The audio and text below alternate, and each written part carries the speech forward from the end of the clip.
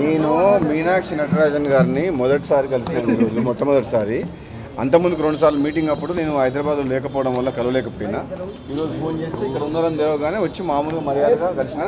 మీనాక్షి నటరాజన్ గారు నాతో పాటు 2009 నుంచి 14 వరకు మెంబర్ ఆఫ్ పార్లమెంట్గా మేము ఇద్దరం కలిసి పార్లమెంట్ సభ్యులుగా ఉన్నాం కాబట్టి ఒకసారి కలుద్దామని ఒక మర్యాదపూర్వకం కలవడం జరిగింది అంతే. నేను లేనని చెప్తున్నా కదా, అవుట్ ఆఫ్ స్టేషన్ ఉండే ఈరోజే వచ్చిన ఉదయం.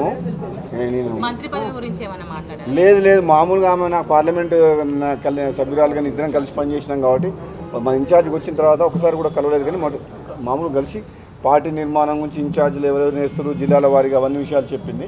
మంచిగా పార్టీని రివైవ్ చేయాలి, పార్టీని ఇంకా స్ట్రాంగ్ చేద్దాం, లోకల్ బాడీ ఎలక్షన్స్ వచ్చే లోపల కాంగ్రెస్ పార్టీని ఇంకా బలోపేతం తయారు చేయాలనే దాని మీద నా సలహాలు సూచనలు చెప్పిన. తప్పకుండా యాక్టివ్గా నన్ను కూడా ఇన్వాల్వ్ అవ్వమన్నది. రేపు జిహెచ్ఎంసీ ఎన్నికల్లో కానీ ఫ్యూచర్లో కానీ కాంగ్రెస్ పార్టీలో యాక్టివ్గా పనిచేయాలని చెప్పి నిర్ణయం చేసుకున్నాం అంతే.